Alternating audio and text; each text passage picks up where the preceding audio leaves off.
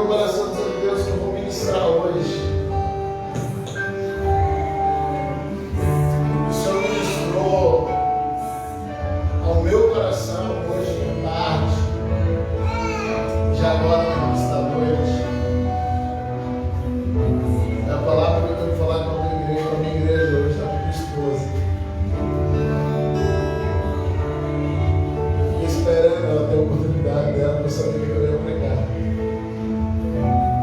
Eu fiquei com ela no carro, sem falar nada, que Deus tinha ministrado no meu coração. Eu falei: filha, você vai falar antes de mim, não acenda a fogueira lá, para eu poder pegar e pegar fogo. Ela disse: não espere nada. E sabe, a gente passou esse ano e é um ano diferente, a gente está finalizando sem muita expectativa. Parece que a gente não está fechando um ciclo. Até para dar feliz ano novo, a gente dá feliz ano novo na rua, as pessoas dizem: vamos ver, né? Tomara que seja bom. A gente teve dificuldade de tomar posse de algumas coisas esse ano. O fato de a gente estar finalizando ainda no meio da pandemia. Enquanto ela ministrava aqui, o Senhor lembrava no coração a história de Estevão. E queridos, Estevão, ele tem um exemplo fantástico para a gente. A Bíblia vai narrar em Atos capítulo 7. Estevão está sendo apedrejado. Estevão está sendo julgado, condenado de uma forma totalmente injusta. Não se pode nem chamar aquilo de julgamento. E a Bíblia vai narrar assim em capítulo 7, versículo 54. Quando Estevão acaba de pregar para aquelas pessoas, eles ouvindo eles endureceram-se no seu coração e rilhavam os dentes de tanta ira.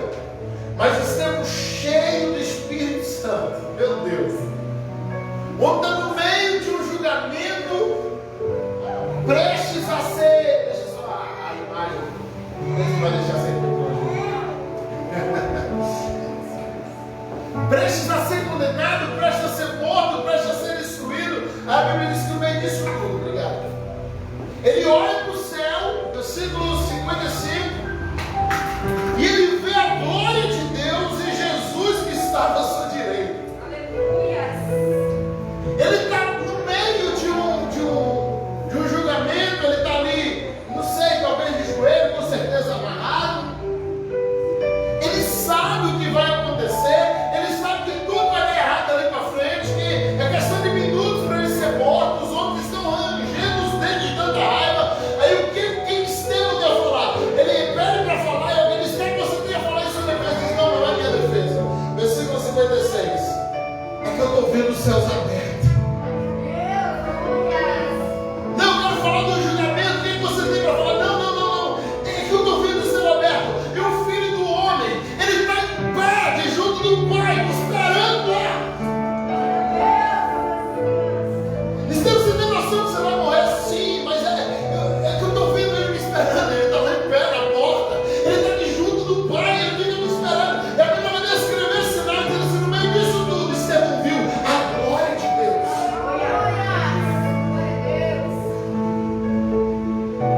Você pode olhar para o cenário estacionar, você pode olhar para o cenário esmorecer. Você pode continuar olhando para o cenário e entrar em depressão.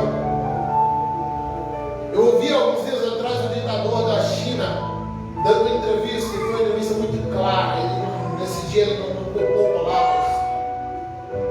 Ele disse: nós abrimos em 2020 uma agenda global. E nós temos pressa para essa agenda, porque toda essa agenda global ela precisa se cumprir até o Réveillon de 2030. Para que a gente instale um governo global, uma religião global, uma moeda global. E ele foi falando tudo que tinha que unificar no planeta. Foi uma entrevista muito clara mesmo. Ele não poupou nada, não escondeu nada do que tinha sido planejado. Quando você vai para a internet, você olha as pedras da Geórgia, que tem um alto monte lá há uns 500 anos. Onde estão os 10 mandamentos da nova ordem mundial, escrita há muitos séculos atrás. E pelo menos uns 7 idiomas diferentes, 7 ou 8 idiomas diferentes. E quando você vai ver os 10 mandamentos da nova ordem mundial, entre eles está lá: matar o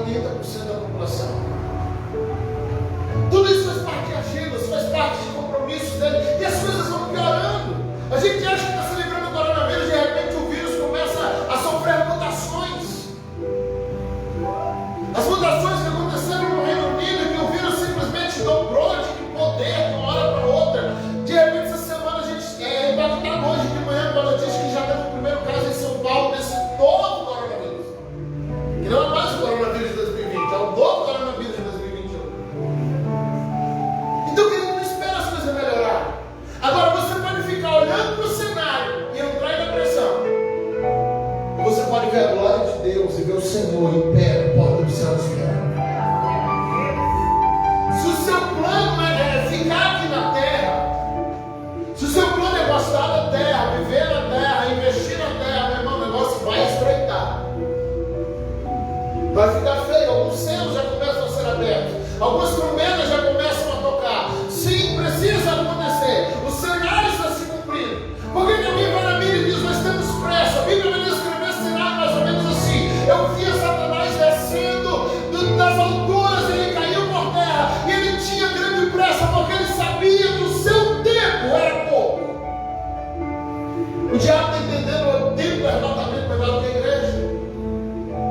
Vamos continuar sonhando sim, vamos continuar planejando sim, mas meu irmão, é tempo de investir nas coisas do céu. É tempo da gente viver o que Paulo ensinou aos Colossenses, no capítulo 3. E ele disse: se fosse ressuscitado juntamente com Cristo, buscai as coisas lá do alto, onde Cristo vive, assentado à direita de Deus. Pensai nas coisas que são do alto, não nas que são aqui na terra. Porque morreste, a nossa vida está oculta juntamente com Cristo em Deus.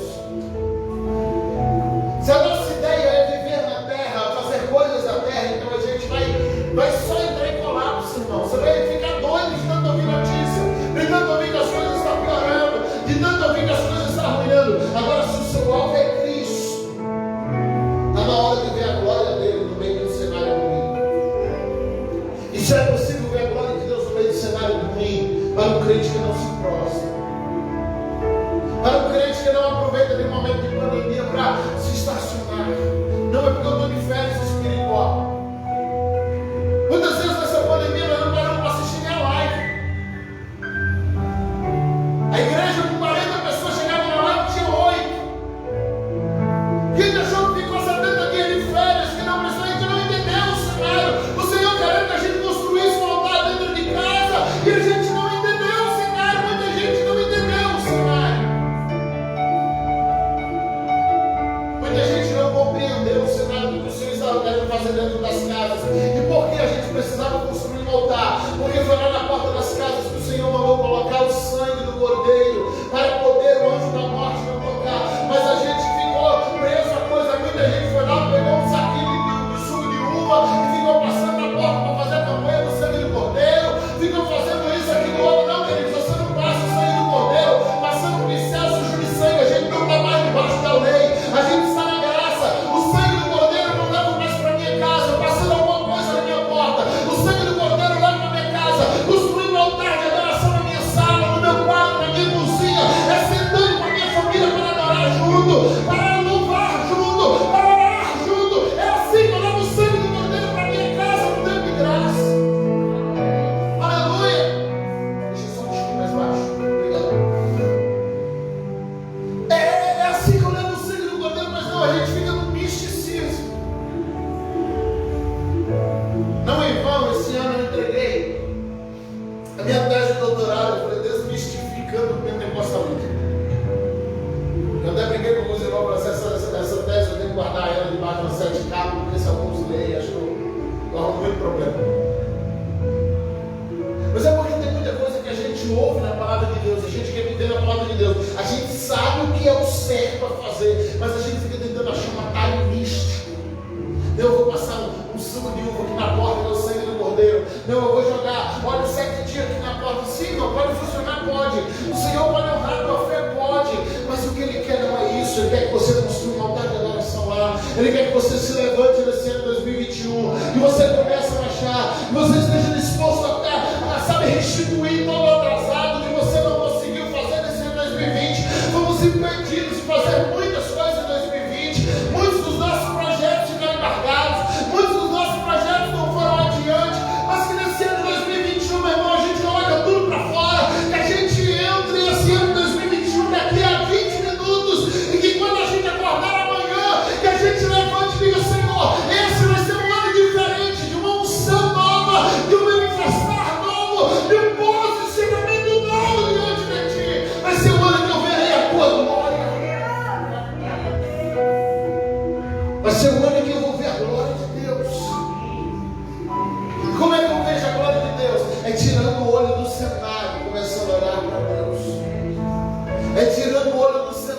começando a olhar para o céu, começando a pensar nas coisas que são do alto, é buscando as coisas que são do alto. É assim que eu vejo a glória de Deus. É quando eu estou lá de joelho, amarrado, pronto para poder morrer, mas de repente eu olho para o céu e quando alguém diz: ei, Jesus, o que você tem para falar em sua defesa? Eu digo: eu estou vendo os céus abertos e o Filho do Homem que está de pé, direto no Pai, me esperando.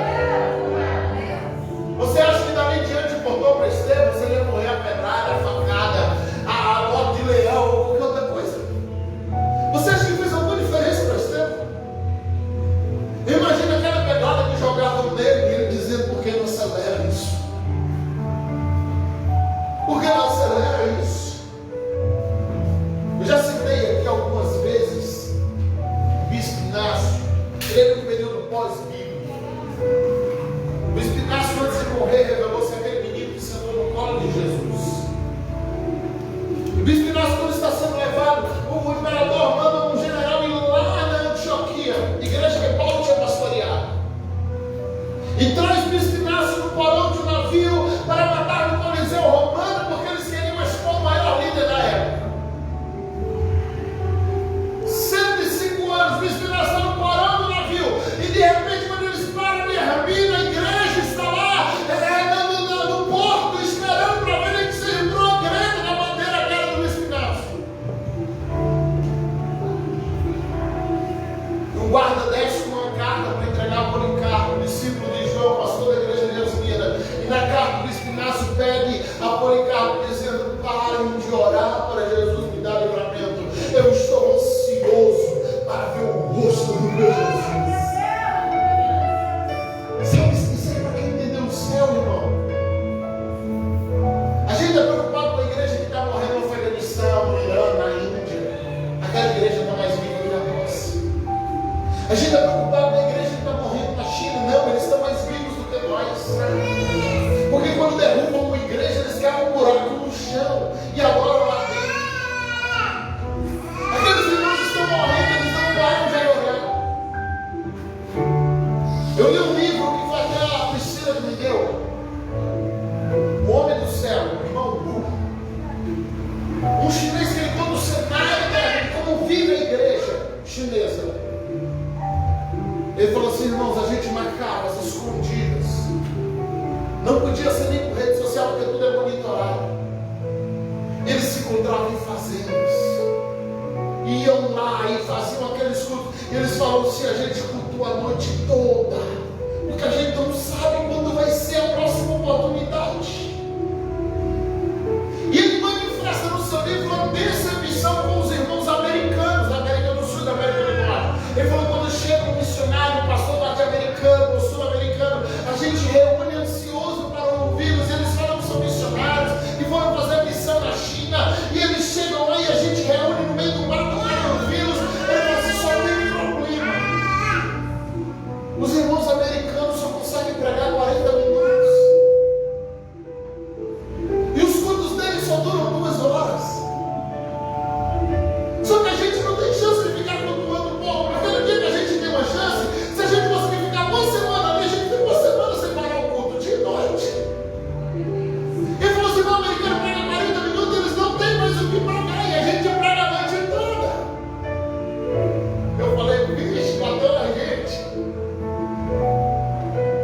E embaixo ele explica dizendo assim: não, mas é porque eles podem cultuar todo dia, eles não fazem questão de ficar muito tempo na presença de Deus. A gente, como não sabe quando vai ser a próxima oportunidade, se a gente puder, a gente fica uma semana inteira adorando.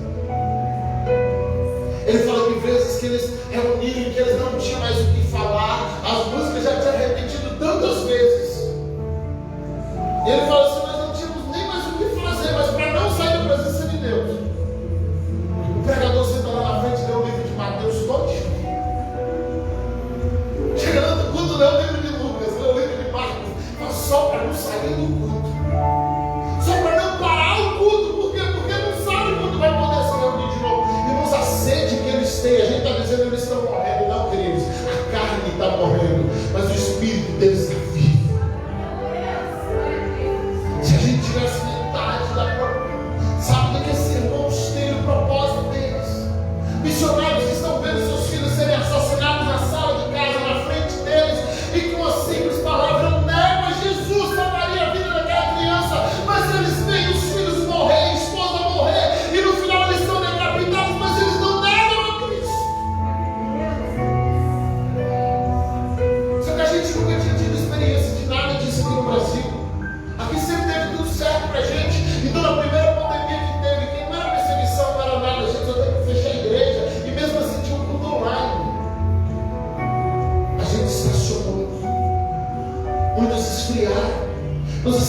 os 80% dos crentes não voltaram para as igrejas.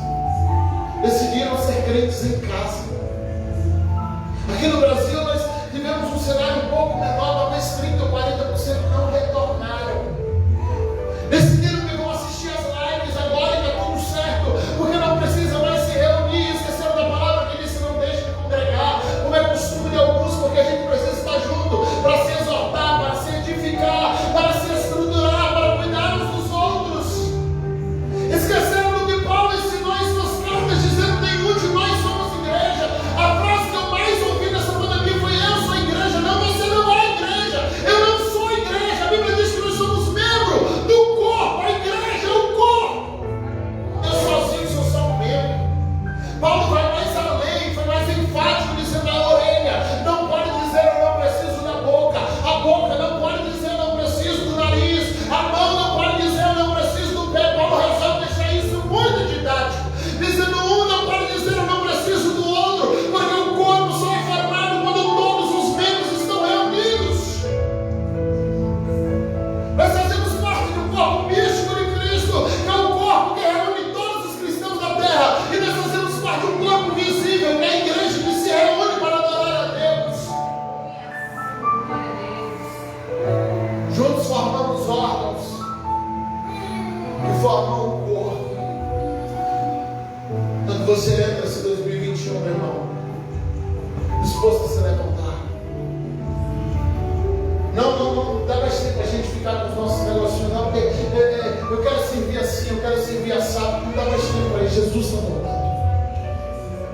Jesus está voltando. O que mais é precisar para a gente entender isso? O que mais é precisar acontecer para a gente entender isso? A gente tem no meio de uma pandemia, uma crise de gafanhoto. Estados Unidos vem uma nuvem de corvos e invade uma cidade inteira por um dia. E tem pragas acontecendo em todo mundo, sinais acontecendo no céu e na terra, terremotos em lugares que geologicamente era impossível acontecer, guerras e rumores de guerra. A maior liderança religiosa do mundo, que até então liderava o catolicismo, falando abertamente contra Jesus e contra a Bíblia, falando que Jesus é um fracassado, exaltando o nome de lideranças que ele pretende levantar como uma liderança mundial. Tentaram para esse ano, marcaram em fevereiro para 14 de maio, que eles iam eleger um líder mundial, que ia ser esse ano, mas a Bíblia diz que há um que detém, há um que ainda detém ele enquanto o Espírito estiver nessa terra. Satanás não consegue nos seus intentos. E em meio à pandemia que eles mesmos arrumaram, tiveram que cancelar a reunião, o encontro, tudo que eles queriam. 14 de maio passou, queriam fazer essa fruta porque era o aniversário de 70 anos de Israel, da emancipação de Israel. Queriam fazer essa fruta porque não, porque a gente vai mostrar que a gente vai pegar a data de Israel e levantar-se contra ele. Mas passou a data, não conseguiram. A Bíblia diz que tem um que ainda está controlando, é o Espírito Santo. É o Espírito Santo que vai marcar a hora certa para isso acontecer. Agora já falam em 2030. Decidiram que tinham que preparar um cenário melhor. Eles precisam criar um caos, porque a Bíblia diz que o anticristo vai surgir trazendo uma falsa paz em meio a uma grande tribulação. Então ele chega e ele traz uma falsa solução para tudo. O mundo se prepara para suas agendas. O mundo se prepara para, sabe, a posse do anticristo, para o levantamento do inimigo. Mas nós, ele tem grande preocupado se ele vai ficar aqui na tribulação, não vai subir para o céu antes. Se é isso, não, queridos, ainda se preparando para ir para o céu. A gente vai passar por algumas coisas, sim, ao princípio de dores. A gente vai passar por adversidade, sim, não estranhe se vier perseguições. A gente vê na Bíblia falando: a filha vai levantar contra o pai, pai contra filho, irmão contra irmão, e fala: não, isso é impossível. A gente vê cenários, vê reportagens em nossos dias por causa de uma doença. Como nessa semana um homem ser colocado para fora de um restaurante debaixo de chute, pancada das pessoas que estavam ali comendo, porque tossiu.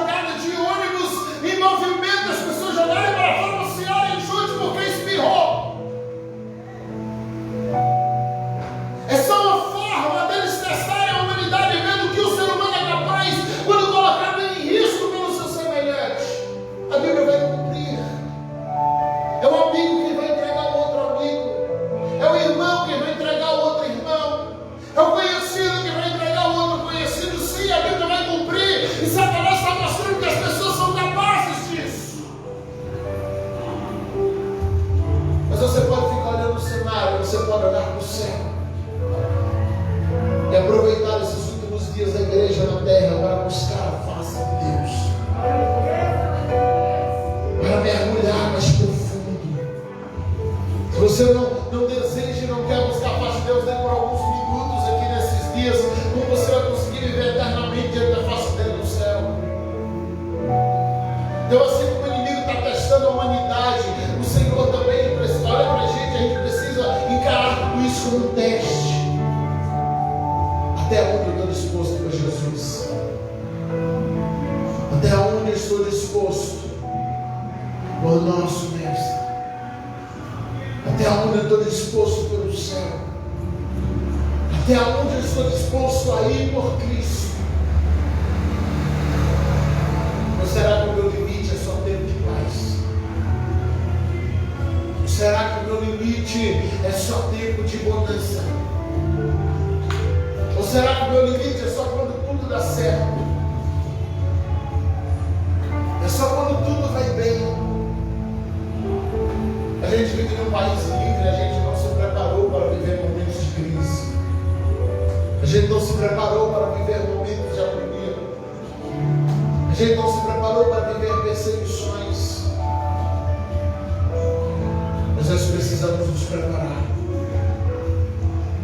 Porque a gente pode entrar aqui no dia de vocês dizendo: não, olha, vai dar tudo certo, daqui para frente é só vitória. Meu pai disse que tem uma raiva desse livro. Agora é só vitória. Agora é só não, essa vitória nunca chega. É só vitória, a prova acabou, a luta foi embora, amanhã tem outra. Não tem jeito.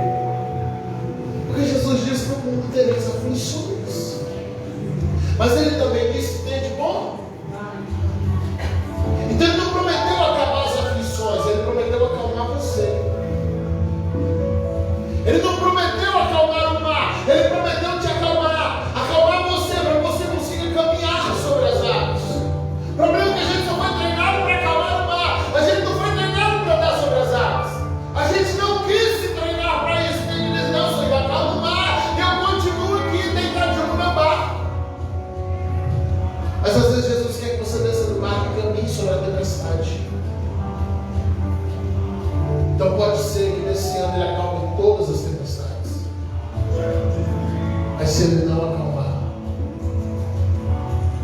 e a Bíblia precisa se cumprir, se algumas coisas agravarem, escolha permanecer com o Senhor. Escolha permanecer com o Senhor. Se posicione nesse ano. O alvo é Cristo.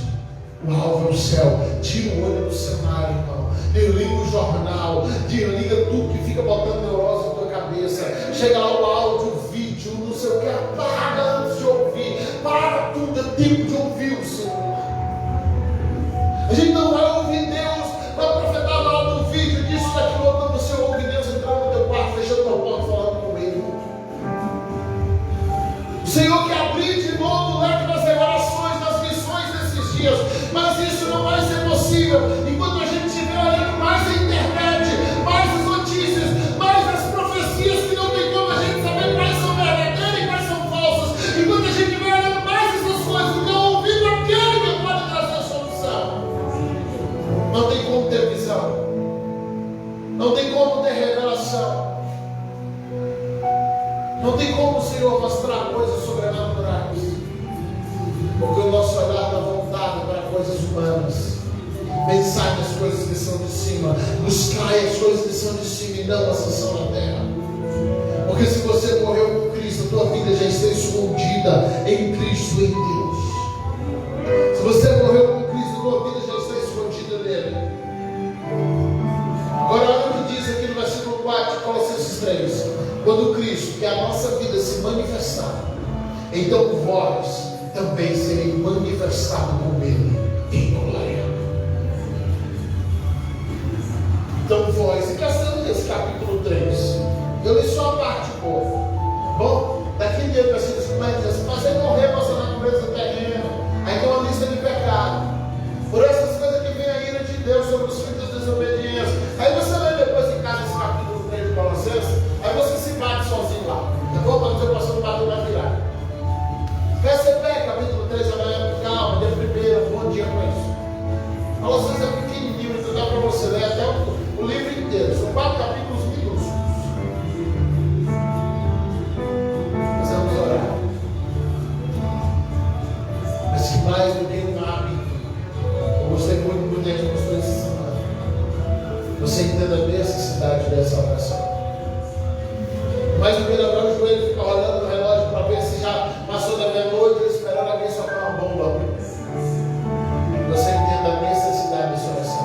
Fecha aí fora. Talvez já fecha atrás, já não tem licença. Você entenda a necessidade do que vamos fazer agora. De entregar, Senhor, no nome de Jesus. De pedir pelo sobrenatural dele para a sua vida. De pedir pelo sobrenatural dele para você. Vamos dobrar os nossos joelhos agora.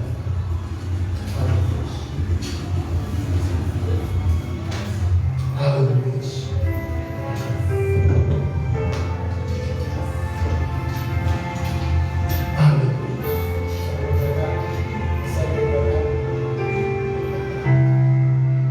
Fale com Deus agora. Essa é uma oração que eu não posso fazer por você.